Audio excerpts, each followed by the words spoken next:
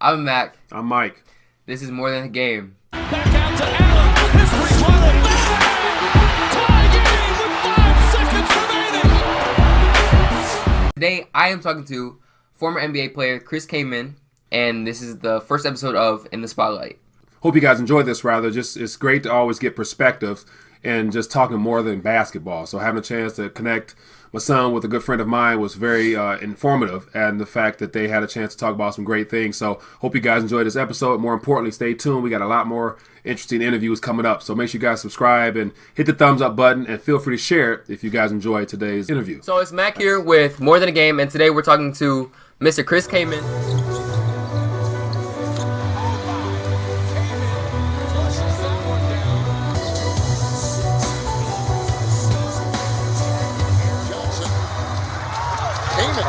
Move, spinning, ducking, dancing, and putting it in. That's what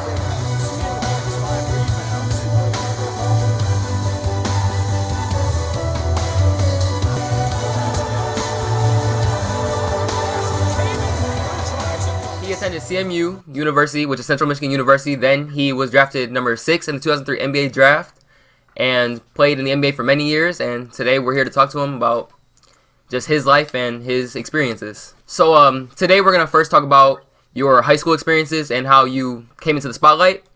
So my first question is, what separated you from other competition in high school, and how was your work ethic compared to everyone else? I would say just being 7 feet in high school these days is an oddity, even now, as it is. Yeah. There was probably about 4 or 5 kids in my team. We all kind of played together growing up.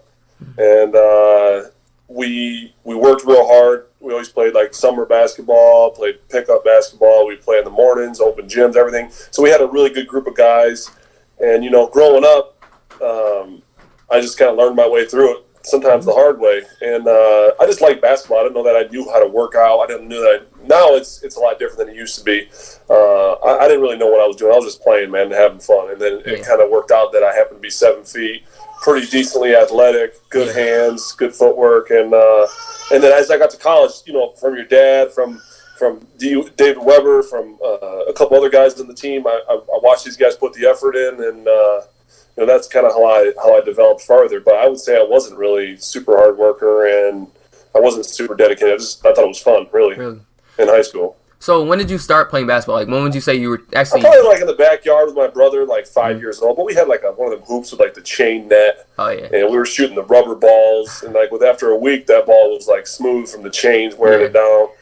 And we had like a fence on the one side, so we really didn't have no space. We just played Fight 21, 21 in the backyard. That's how I grew up. I never played anything else. Barely ever went to the park because my parents wouldn't let us out of the backyard, really. Yeah. So, the second question, still having to do with high school, is how was your recruiting process, and what made you choose Central Michigan? I started to get a lot of letters when I was a sophomore in high school. I went from like 6'2" to freshman year to 6'8" my sophomore year, and I went to the Western Michigan Big Man Camp. I remember that. And I started to get a lot of letters from colleges, and they started to watch me. Yeah. And then I realized about halfway through my junior year that I was pretty good at what I was doing, and I was going to have a chance because I was getting so many letters and so many different, coaches stopping by watching me play, all that stuff. So, and I didn't know much about the process. You got a little edge up or a leg up because your dad went through the process, but I didn't know anything about that. My dad was a public works guy. He plowed the roads in the winter and mowed the grass in the summer. So I didn't know what was going on, and I started getting these letters, and then I realized about halfway through the junior year that I was going to be able to do this go to school for free, because I was never going to go to school. We grew up not a lot of opportunities. And so I started looking at the letters, looking at my possibilities. And at first they were like D3s, then it was worked up to like D2s. Yeah. And then I got some Division I small stuff. And then Western, Eastern, Central, I got a letter from like Penn State, Iowa. And then it started to kind of just go crazy. It was just like everywhere, all the Midwest schools, Division I small, mid-majors. And it narrowed down because I wanted to stay close to home because my parents didn't have a lot of money, and I wanted to be able to see them play and have a good support system. Yeah. So I chose Central before my senior year even started. I already committed because I didn't want to get hurt. I didn't want to miss out on the free school to go with it. You know, even though I hate to say this, but school was not my most important thing about college. It was actually the basketball. I decided, like I said before, my senior year started, and kind of it worked well. It was an hour and a half drive from where we lived, and I could go home and do laundry. My parents could come to the games, kind of something similar to your dad. We didn't go far away. Yeah. So, transitioning into college, what was your biggest focus as an individual player and as a team? When you go to college, at first it's like a big whirlwind. You're just like, I didn't know if I was going to play. I didn't know if I was going to play the whole game, or I was going to just be lifting weights all year, trying to get heavier. Because I was 7 feet, 200 pounds. Wow. So you can ask your dad. Well, I was stick figure, really. Like you draw a stick figure, that was me. Yeah. And excuse me. And so I didn't know. I got there on campus. They started just shoving food in my face, like trying to gain weight. And then the biggest thing was, trying to manage your schoolwork too, because they force you to go to these study classes, and you can't skip, you can't miss. They're on you on that. They were on top of stuff. And so right at first it was a big whirlwind, and trying to figure things out, where to go, what to do, meeting all these new people, new teammates, who you trust, who you don't, what decisions you make, and the nightlife, what decisions you don't make. There was just a lot to it, man, trying to balance it all out. And then once I kind of figured out, I got the lay of the land, I started to figure out, they put me on, like I said, the seafood diet. You seafood, you eat it. Yeah. And then they put me, in the weight room. They were just real focused on all that stuff. And then the season got to come around, and my first year, I think I split time with Garrett Breitha. We split time at the center as freshmen. And then things just kind of went up from there. I started to learn how to work out. I started watching, your dad, Mike. I started watching David. There's just some younger guys also. Some of the seniors we had, Tim Kisner, John Borovich, some guys worked real hard. And so I got to see firsthand, what a work ethic looks like, because I didn't know, like I said. And once I figured that out, it was kind of curtains the rest of the way, So with your popularity in college, towards the NBA draft, how was that feeling? Well, I think going into my junior year, I had a pretty good sophomore. My freshman year, I was runner-up freshman of the year, and then I think I had averaged 10 and 5, and then and we were really good as a team. Yeah. And then my sophomore year, it was kind of like the Dave Weber show and the Chad Plinus show. Basically, the two of them were just trying to see who could shoot the most in the game, and no one else was really doing much. Yeah. We were all kind of on the outside, just watching them go on. And I had some good games. I had a 20 and 15, and some 18s and 15. I had these good rebounding games, and I wasn't really scoring the ball because there wasn't a lot of shots left over after those two slobs got done. But then I realized that the next year was coming around. I worked real hard again in the weights, and I was up to 235 pounds. And I started to really put in the effort and footwork. And I'll give Jay Smith, our coach, credit. He was excellent when it comes to footwork, and he still is. He's probably one of the best I've ever seen when it comes to footwork. And so he really helped me improve that aspect of my game, and that made that changed the game for me my junior year. And as the season started to go around, we played Michigan, and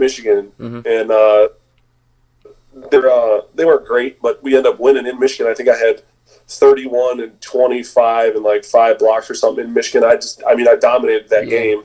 Definitely. And after the game, I didn't back up and say I didn't know how good I was. I just thought I was okay at basketball, right? And after that game, there was a press conference, I remember, at the Chrysler Arena, and they were like, are you going to leave early for the NBA? And it was the third game of the season. I was like, what? What do you mean, leave early? Go where? I'm like, where do you want me to go, And so then I realized, hey, I have a chance to maybe go to the NBA. And I didn't think, 6th pick. I wasn't sure where I would be, but at that time I didn't know anything about the process or what to think. Yeah. So the interview went through, and I was like, am I going to leave? And I was like, I don't know anything about it. I mean, maybe I don't know. I thought it was never a possibility. I always had those dreams when I was a little playing in the league. And I got to 6 games left, and I was leading the nation in double doubles. Not to toot my own horn, but I think I was averaging 23 and 13, shooting 64% from the field. It was a really good season, and our team was really good. Yeah. Everybody was talking about us. So as the NBA draft happened and you got drafted number 6, can you give me a little a different preference of how the NBA went and how chemistry with teammates and all that goes on? How that goes on? Yeah, I would say early on in my career, it was less focused on teams, like teamwork or team concept. It was more like individual concept. You had your Kobe's, your Michael Jordans, Tracy McGrady, Shaq. It was a lot of guys, Kevin Garnett, Timmy Duncan. There's so many guys to name a few.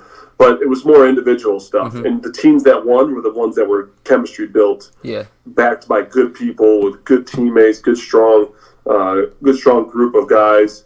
And you see those teams were winning. The Spurs, the Lakers, the Pistons had good round, defensive team. And so my first year, I struggled. I couldn't figure it out. I just played real hard. I was athletic and coordinated. So I just played hard and did what I could do. I had a decent season. I wouldn't say it was great, but for me, I thought it was good looking back and not know anything, barely wet behind the ears, and just trying to figure out the lay of the land again, a whole new process that I figured out. And then, like I said, by the time, the sixth pick, are you supposed to be really good? Are you supposed to be okay? Sometimes it takes guys longer to develop. Sometimes guys come in like LeBron and Carmelo, they're just really good right away. So I didn't know what to expect. I just did the best I could and kind of wound up I had a solid year. I played in a rookie all-star game, and it was solid. I wouldn't say I was awesome, and I wasn't terrible. Yeah. So you said how your teams were individually backed up by good players. How was it to play with Kobe? Like, how was that whole experience being there? Well, actually, I played one season with the Lakers, and it was the year that Kobe was coming back off of the Achilles tear. Yeah. So he only ended up playing like 9 games that year. So I practiced with him a lot, but I didn't really get a lot of minutes with him on the court. But I will say this to his credit, that he was the hardest working player I've ever seen, for one.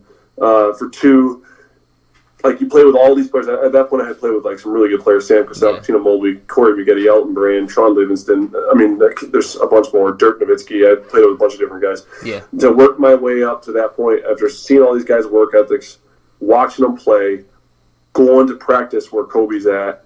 Once he started practicing, it blew my mind how good of a basketball player he was. Like, you play against some guys, they're better than you. It blew my mind, like, literally after that point. Let me think, that was year 10. Yeah. And I had already played it with all these great players. It blew my mind. Even Dirk, and Elton Brand, these other all-stars, it blew my mind to see how good of a basketball player. Just skills. He could pass, he could shoot, he rebounded the ball, he could dribble the ball, he could shoot outside, inside, post up. I mean, he would drop some passes you would just be surprised, because you wouldn't see that a lot in the games, because he was known as a scorer, right? Yeah. But he could do it all, man, and he made the game so much easier for everybody on his team, even just in the practices I watched and the small amount of game time. So, a very big question that I would have for you was, would you prefer MJ or Kobe? I would say MJ. The difference to me, I saw your guys' first episode, where you guys got into the whole thing. I'm not going to get into all that, because I got my guys and my numbers. I haven't seen all these guys play. Yeah. I just don't think anybody's better than Michael Jordan. Right. If you look at the whole big picture, look at Michael Jordan's shooting percentage, look at Michael Jordan's assists, look at Michael Jordan's rebounds.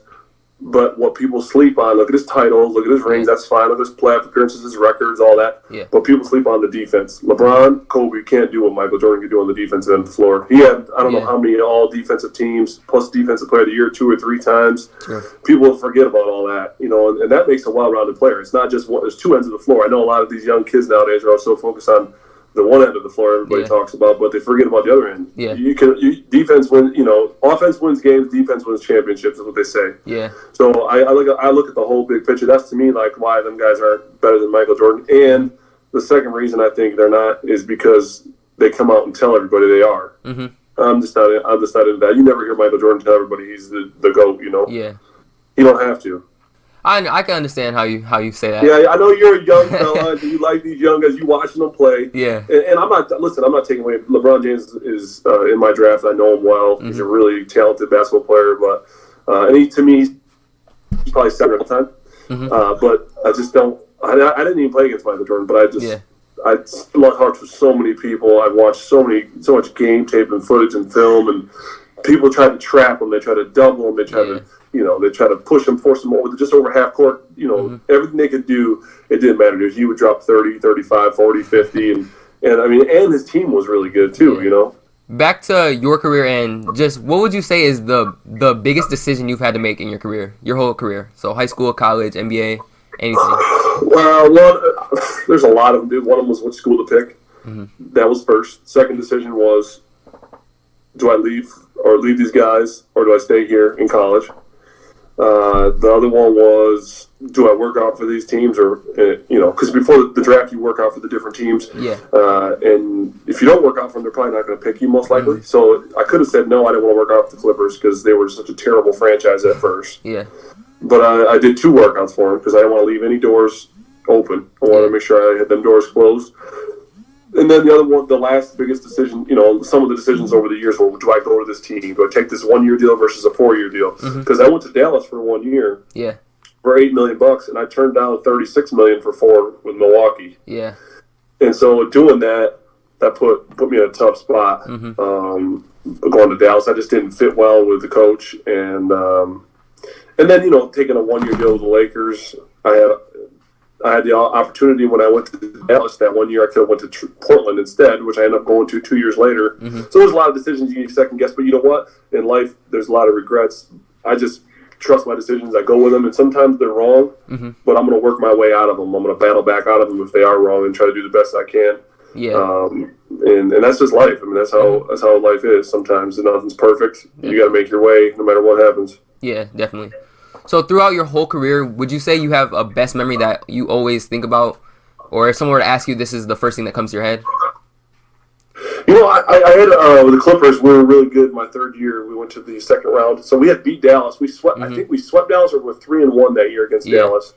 And then we beat Denver in 5. We went to 7 games with the Suns in the 2nd round, and then the Suns ended up losing to Dallas. Dallas lost to Miami for Shaq and Dwayne Wade's first title there. Yeah. And we had almost swept Dallas, or did sweep Dallas that year. So we were just chomping at the bit to get to them, because we would have went to the finals probably. I mean, they couldn't play against us. They had a tough time against us that whole year matching up. So that was a really good experience for me, my first one. And the other one was just the Blazers, the playoff opportunities that we had. They're a great organization, great teammates, great franchise, great chemistry. All the people work there. There's not a bad apple in the group, to be honest. And so that was a really good, I loved it so much, put it this way, I loved it so much that 2nd year there. They weren't playing at all. And they asked me, did I want to be traded or do I want to stay? And I wasn't even playing. And that hurt my career. I could have played more if I would have got traded and went somewhere and played a little bit. Yeah. But I chose to stay there because I liked them guys. I liked that it was a family, and I liked that. And so that was a big decision and something I'll never forget. Yeah. So being the final question, do you have a worse situation that you've been in, and how did you manage to get out of that situation? So I got traded. I just assumed not even talk about it, but I'll be honest with you. I got traded.